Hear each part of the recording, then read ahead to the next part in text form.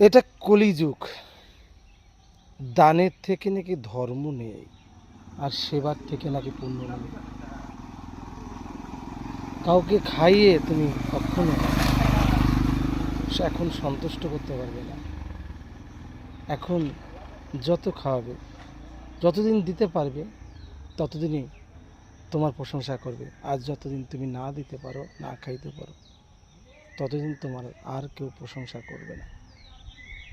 এটাই এখন কলিযুগে এরকমই হয়। সারাদিন হাড়ভাঙ্গা পরিশ্রম করবে, একটু ভালো ফুড না খেয়ে মদ খাবে, মদ খেয়েই নাকি আনন্দ। এটা কলিযুগ।